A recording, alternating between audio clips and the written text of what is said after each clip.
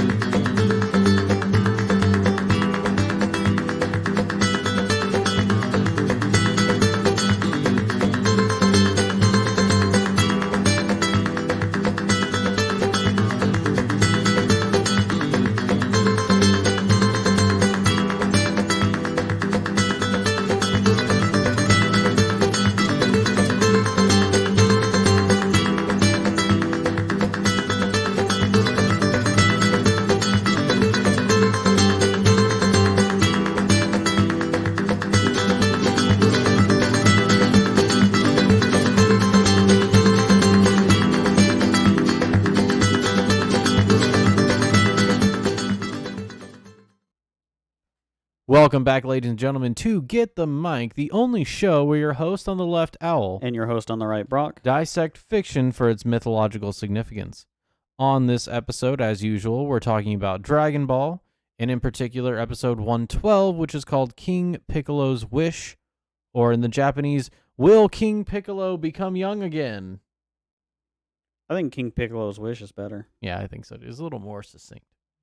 So, before we get started with the show, please give us a like if you like what you hear, and subscribe to our channel if you would please. Click that bell for notifications, and we upload new episodes Mondays and Thursdays to YouTube, Tuesdays and Fridays to Rumble, so be sure to check us out on those platforms. Without further ado, we're going to go ahead and get into episode 112, King Piccolo's Wish. The gang at Kame House watches the black sky, while Piccolo gazes at the towering Shenlong. Tien, unable to pick himself up, telepathically calls out to Chaozu, telling him that he needs to interrupt and take the wish before Piccolo. When Chaozu begins to call out his wish to remove Piccolo from the world, Piccolo turns and fires a blast of energy, killing Chaozu instantly. Piccolo then wishes for Shenlong to make him young again when he was overflowing with power. The wish is granted and Piccolo returns to his former self, but before Shenlong can scatter the balls, Piccolo destroys him with a breath attack. The balls fall to the ground, now turned to stone. So we have a couple of instances here to mention. I think the very first thing that we're going to say is Tien telling Chaozu to interrupt Piccolo, right?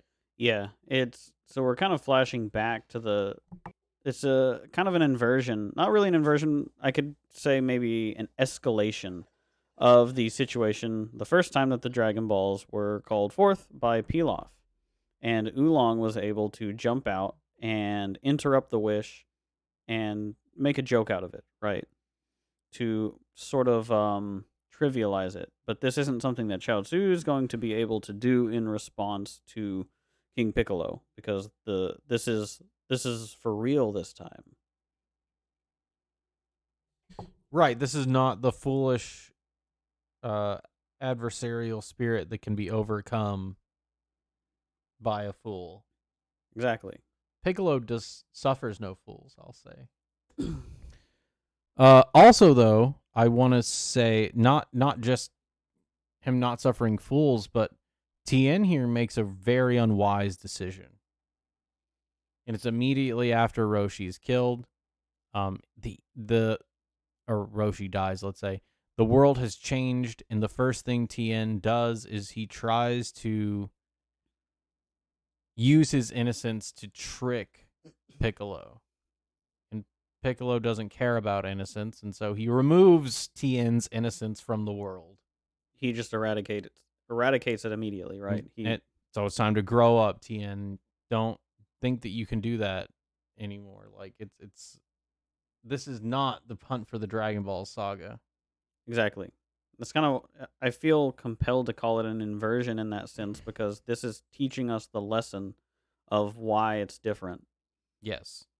And not only did we start off with Pilaf summoning Piccolo to do all of the actions in this, but now we see what an actual villain would do with the Dragon Balls given the chance.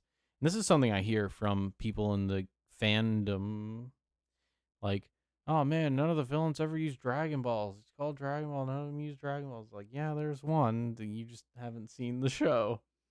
Everyone discounts. Even though But this is what a villain would do with the Dragon Balls, right? And it's they do it again in the Dead Zone, right? They kind of merge the ideas between Pilaf and Piccolo in the Dead Zone Dragon Ball Z movie. Well, we'll get to we're gonna do a Dead Zone piece because there are some people that don't like the Dead Zone that are just fools. But I love that Piccolo's wish is for youth, not for power. Right. It shows that his unholy spirit is ultimately his unending. Like, he could have wished for immortality, but he already thinks he's the strongest that there will ever be. It's interesting, too, that he doesn't explicitly wish for eternal youth here. He just wishes to be young again. That's true. But I guess I'll just become old hundreds of years later, right? Which, at that point, I don't know. It's interesting to think of, because it's almost like, I don't know. I don't want to read too much into it, but somewhere between the last time Piccolo talked about his wish, and he said in this translation that he wanted eternal youth, he has just wished for youth. He hasn't wished for an unending font of youth. It's almost like he knows he needs to pit himself in his prime against something, rather than it just being about like an eternal reign. Well, and I also think that it's his arrogance and deceit that's like kind of playing against him here, because he is inarticulate when he needs to articulate his wish. Right. And it's not something that he has very much practice in, and so but we never really see the consequences of that, so let's just go ahead and move on. Yeah, I just thought it was kind of interesting, because he did explicitly say before this that he wanted eternal youth. Yes. I think it's interesting to mention, but let's go ahead and move on. So then, after becoming young, he kills Shenlong with a breath attack. So a couple things. Maybe a couple things to say about this. First, the idea that the utterance that Piccolo expels is what is enough to kill the dragon. And it's to say that now that Piccolo is young or has eternal youth,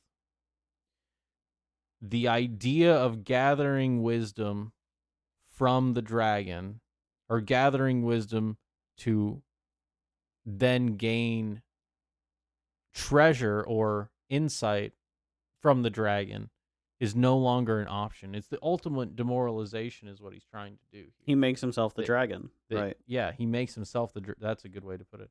He makes himself the dragon by adopting that, and because now the only way that people can gather that wisdom is by coming up against him. Right, he supplants it,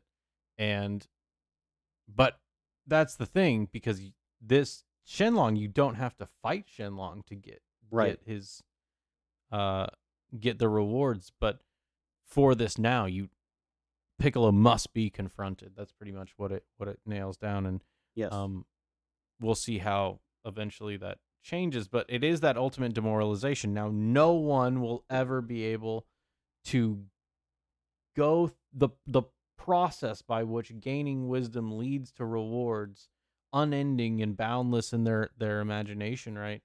Which is what the wish is no longer an option.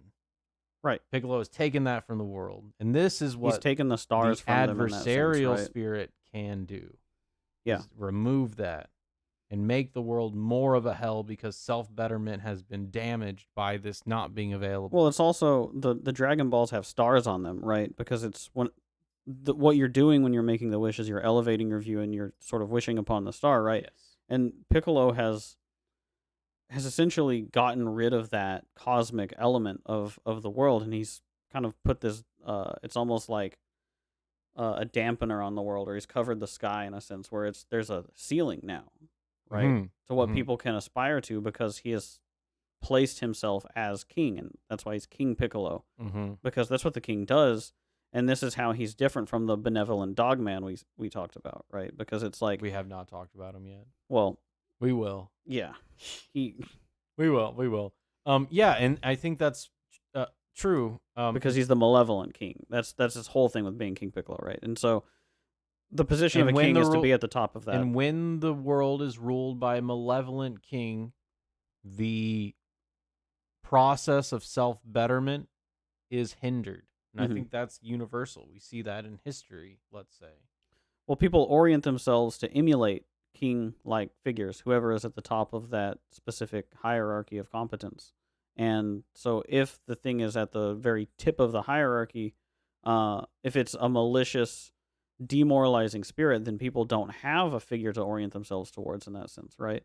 Yeah, not only is he destroying the process, but he's taking the place of that ideal Yeah. which corrupts it innately. So let's go ahead and move on.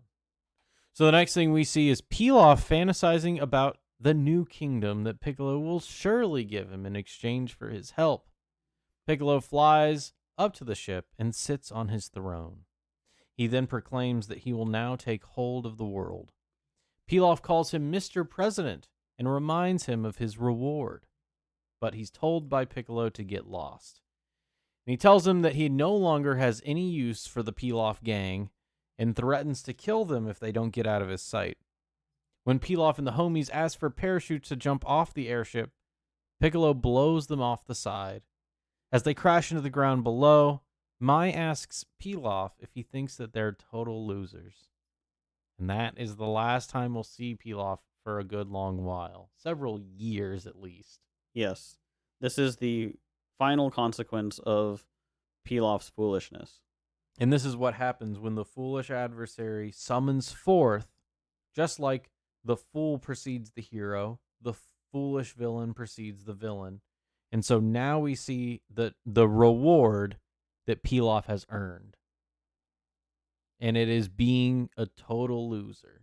Now, It's not only learning that he's a total loser. Not only has he, yeah, exactly. Not only has he failed to gather the Dragon Balls once, but the second time he also failed to gather them, but not even because of Goku, because of the Red Ribbon Army, right? Which is an adversarial spirit he was weaker than. As a Right. fool, he would be. Then the final thing, the resentment that Pilaf had, like, I'm going to just F this world, right? I'm going to burn it all down. That's what summons Piccolo, and that's the reward you get. Is that when you take that approach, eventually you'll realize that you are a total loser. And the idea is bigger than you.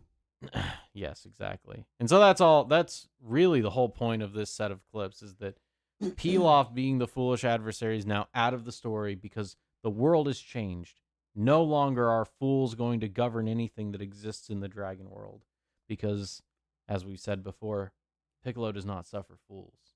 I do like the irony of him calling him Mr. President in a sycophantic way, thinking that it's going to give him some sort of reward. And the irony is that Piccolo considers himself a king, right? He's not an elected representative of the Yeah, yeah. people. He's not Mr. President.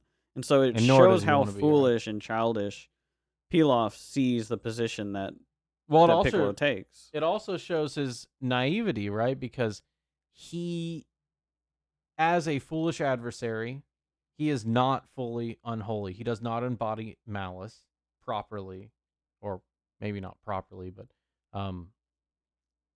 wholeheartedly. He doesn't actually resent a lot of the world. And so that shines through here when he considers that Piccolo would care about his compliments Exactly. because he would care about them as Pilaf, because he is an insecure little gremlin, right? Piccolo doesn't care. And that idea and Pilaf mapping himself onto other people is another sin that he commits. And so this is the last one he can make as Piccolo's like, get out of here. And it's funny because the first time he tells him to get lost, Pilaf is like, "Oh, you scare me whenever you make jokes like that. Don't joke like that." And Piccolo tells him, "I don't make jokes. I'm not one for humor." And that's when Pilaf realizes that he doesn't have a place in this world because Piccolo doesn't joke. Yeah, and that's all that Pilaf is, a joke. Exactly. And so I think we got that And one so, pretty well, well. here's the pattern, Oh, right? Just to tie this up, he's killed Krillin. He's killed Chaozu. He's basically killed Pilaf because he's out of the story after he cast him down. yes. Right? What he's doing here is he's eliminating those foolish elements. Right? It's like, this is where boys fear to tread. Right, the world has changed, as we've said. But yeah, I think that ties it in well. So now we can talk Right. about Dog Man. So Goku, meanwhile, stares at the dragon radar and wonders why the Dragon Balls aren't appearing. Korin's tower then comes into view, and meanwhile at Kame House, Bulma notices that her radar isn't showing the Dragon Balls either. When they begin to wonder who it was that summoned the dragon, Oolong says that it must have been Roshi, since a villain would have destroyed the world. This is another example of literally what we were Exactly. just talking about. And then we're introduced to the king of the entire world, a benevolent dog man named King Furry, who says that his dream is world peace. And Yeah, I think they call his castle Chow Castle, right? It's such a funny... Oh, yeah, I love it. At first, though, doesn't he just bark? Does he not? He doesn't talk at first, right? Is he introduced before this? No, I'm thinking of the dog man that runs the 21st the Tenkaichi dojo movie. dog. Yeah. I'm thinking of someone else. But here's King Furry, his majesty himself. And so there's a couple things to mention here. The ball's not showing up. Goku and Bulma both being alarmed by that. It shows that their gaze is in the proper place because they're looking for that wisdom that is now no longer accessible. And that is another reason why, one, the world has changed, and that the heroes have to make their own way through this world and discover that new wisdom by confronting Piccolo. Korin's tower coming into view. We're finally there. Not really too much to say about that. But I will say, like we were just talking about, Oolong thinking that a villain would have destroyed the world is that child and foolish way of thinking that if Oolong was anywhere near Piccolo, Oolong would die. He would just evaporate. Right. Piccolo getting his wish by Oolong's interpretation of what Piccolo represents would just be getting killed. He doesn't have the perspective to understand that there's a malice beyond something as low resolution as that. And it's that Piccolo doesn't want to destroy the world. He wants to make hell on Earth, which is so much worse. Yeah. And so Oolong not even be able to understand that, right, shows how foolish he is. And he is, in a way, like Pilaf, Chaozu, Krillin, in that foolish endeavor, right? And so Oolong saying this here is perfect to just put an exclamation point on what we were just saying. Yep. The one other thing, what happens with the benevolent dogman in this short scene that he shows up is that two men come to him and they say that their village is plagued with a drought and they're going to need support if they're going to be able to keep the village alive. And so Dogman says, Mr. Furry, President Furry, says King Furry, that he will send water in tanks to help rejuvenate their village and sustain them. And it reminds me of what happened at the end of the first Tenkaichi Budokai, right? which is the Wandering Lake and the whole saga that Namu goes through. Yes. We see that it's sort of aligned with what this king wants, which is peace. He wants there to be. It's the opposite of what King Piccolo wants, right? He wants to He wants enable heaven on potential, earth, let's right? say, Yeah, yeah. he wants to have a paradisa, right? So he wants to have world peace, which is the heaven on earth, and Piccolo wants the hell on earth. So I do like that he's establishing and explicitly saying, "This is my dream." Yes. And I will say too, it is very King Furry here very much acts as Roshi in the 21st Tenkaichi Bukai by being the father who nourishes, right, and who protects. And I do like that it is a dichotomy now between a beast and an alien. Yes. Don't even get us started on that, you bastard. It is poignant that the world peace dream is embedded in a more primal, bestial understanding of. You could of what even the say world's potential. conservative. Sure. To see potential in the world in the way, and to want to manifest potential and to inspire and protect potential, like Yeah. like we've been saying, father, let's say paternal spirits are akin to do, a or moralizing what they're spirit in that supposed to do. sense. And so King Furry here doing just that. It introduces you to him to instantiate him as a spirit, because people will say like, "Oh, King Furry has no characterization." It's like, yeah, we don't know about King Furry's like home and romantic life or whatever. We don't need to, because he's a spirit and a symbol. He's not supposed to be a complex character in that way. And I think that's what's missed on mythological pieces of fiction and, let's say, postmodern pieces of fiction. But this is the dichotomy. This is the shadow and ego dichotomy that we've been talking about this entire series. This is the body and mind dichotomy, because Piccolo is representing that ego fully. Yes. And this is supposed to be the counterplay against that, right? To show that there's wisdom in looking back at that shadow. Yeah, and the reverence for what came before. And you also see that he's like, the dog man is not just a dog. Like, he talks, he wears clothes. It's the containment and control of the bestial nature. He's meek.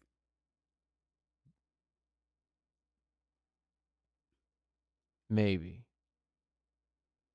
I don't know if he's meek. I think that he being the king of the world, he knows he has to sheathe his sword. Like, he has power. Like, he has these minions around him, right? But even, and we'll see this in the next few episodes, even when Piccolo starts attacking, like, he is resistant to use force. He knows when to keep his weapons sheathed. Yeah. And because he's a beast, and because he has that bestial nature, the ability to hold that back and control that shows that the benevolent person is one who has their bestial side under control, but still can draw forth from that when they need to. And uses it towards good instead of creating havoc or serving the ego, right? It stays separate from it. It doesn't serve itself.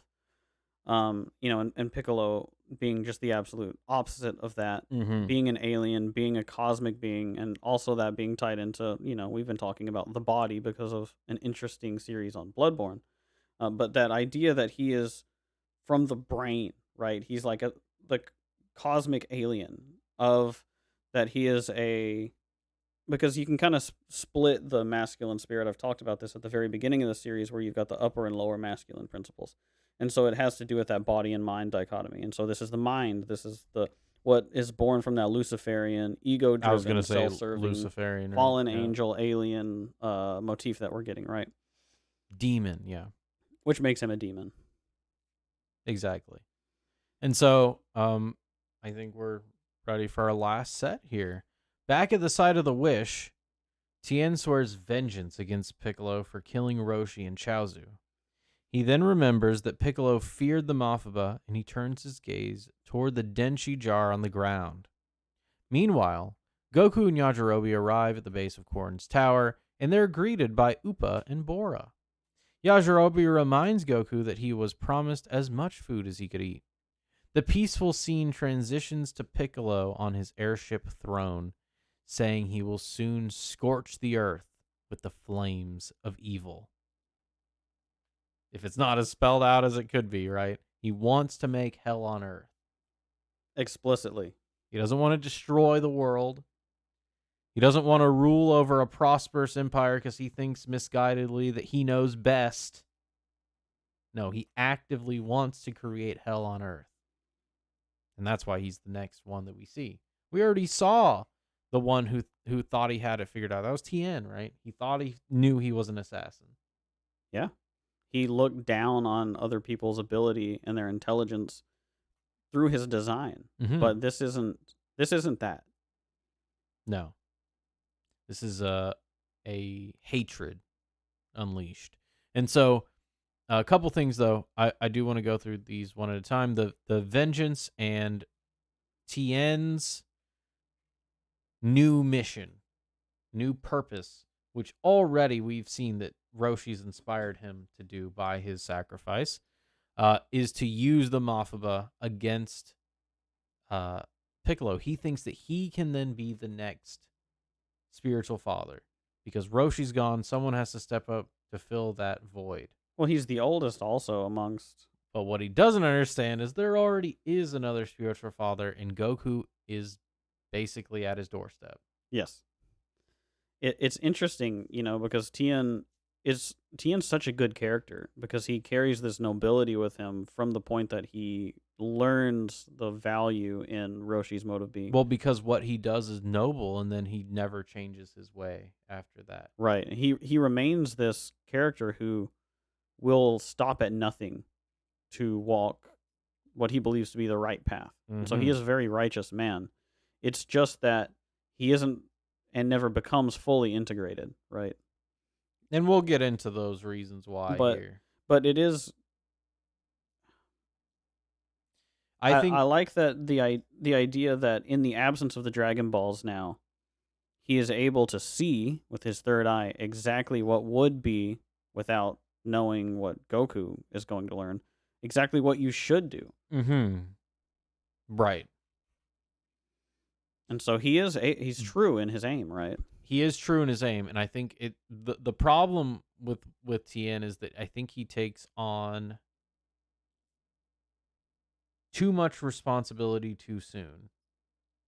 So remember, like what Dr. Peterson talks about, that self-betterment and being a moral person is a process. It's not you are moral one day, you're not moral one day, right? And so Tien has just come out of immorality. Now he's trying to be a paragon of it such that his sacrifice will mean the same thing as Roshi's? I don't think so. And we'll get into that. Yeah. I think that's a good way of putting it, because he does learn this, right? At least some of this later on, because we still have a little bit of development even after this saga for Tien, which is great. Oh, I know. It's so everything is fire from here until the end of Frieza. Yeah, it just doesn't stop. So the last thing that I want to mention, I think, about this, actually, two things. One, the Yajirobe needing that sustenance. He's still hungry. He obviously has not been nourished by his interaction with Piccolo because he chose not to. Nor was he nourished by his interaction with Goku yet. We'll see what happens with that soon. But I just wanted to mention his hunger is still prevalent, and he's actually kind of rude to Upa and Bora, which shows that Goku's manners and path, and if you remember, Goku was a little rude at the beginning too, come with the integration of the, let's say, integration of the experiences that you're open to in the world. Right. We talked about this, I think, a couple episodes ago with the differentiation happening essentially whenever Bulma comes into Goku's life, right? And there's that socialization that is able to happen for him that doesn't happen for Yajirobe, because Yajirobe has to be the person that Goku left behind. And so, I mean, these Upa and Bora, who are the protectors of Korin Tower, are obviously, they don't really take kindly to to Yajirobe being rude to them, and Yajirobe doesn't really care. And it just shows more of that separation between them, and the fact that right after that he's like, I need to eat, right? It shows that He does need his interaction with these people who he could have positive and nourishing interactions from are halted from his own being. And so we'll see. We'll talk more about that as we get in. I think the next episode is when they get up Korin Tower, and there's a lot to talk about with Yajirobe and Korin. No shipping. I don't do that. We don't do that. Period. End of that.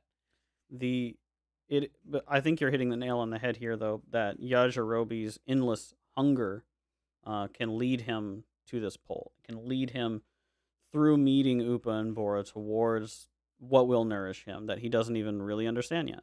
Exactly. And it's just that he'll never be satiated until he comes here. Exactly. Because this is what he needs. And we'll get into what that specifically is when we get up Korin's Tower.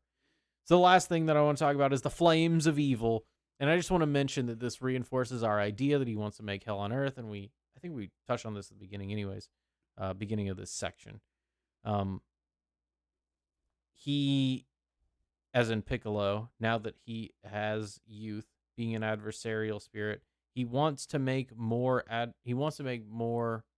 tyranny, more unfairness, more discord, like all of the things that would not be desirable. He wants to make things as worse as they can be, which is hell, right? Right. Like, how much worse could things be? A lot worse. Here's how they could be worse. And we're going to see what the flames of evil are in the next episode. I really like that he says specifically the flames of evil because of what he's doing. It really ties easily into my analysis of Elden Ring, right? Where we have flames of evil in Elden Ring. Oh yeah, this is the flame of frenzy, right? It is very much what happens with Elden Ring with the flame of frenzy. The slame of Schlemsy. And there is that aspect of the as above so below with Piccolo being this Luciferian spirit, which is that inevitably this is what he is manifesting, right? That anti-being and dwelling on suffering such that the suffering itself becomes the mode of being and the reason for people to exist. That's sort of that primordial hell idea, right? And so that's why a fallen angel or an alien and Satan and Lucifer sort of all have this through line, and why Piccolo would do what he wants to do, right? Because he is that resentful, and he has actually embodies the unholy trinity, right? Yeah, he's the full embodiment of it, which we haven't really seen before. But that's what that's all about, right? Yep. And I think that's a good place because we're going to see the depths of Piccolo's depravity in the next episode. His goals, all that stuff is going to start to become more clear. Yes. Hell will become more defined. And that's the thing. That's why he's King Piccolo, right? It's getting there. So, exactly. If you liked what you heard, please give us a like. Subscribe to our channel. We upload new episodes Mondays and Thursdays to YouTube, Tuesdays and Fridays to Rumble, so please check us out on those platforms. I think that's pretty much it. So I'm your host on the left, Owl. I'm your host on the right, Brock. And we hope you guys have a good night.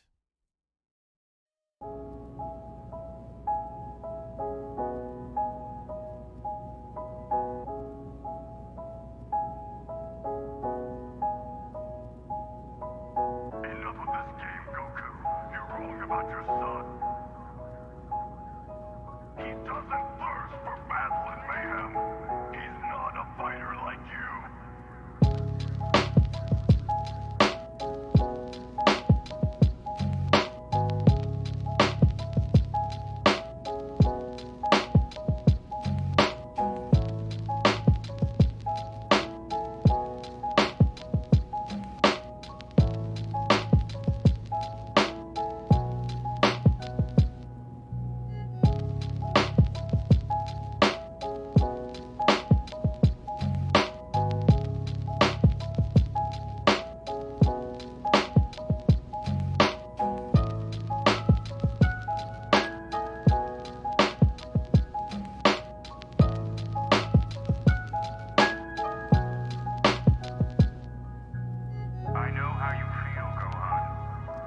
gentle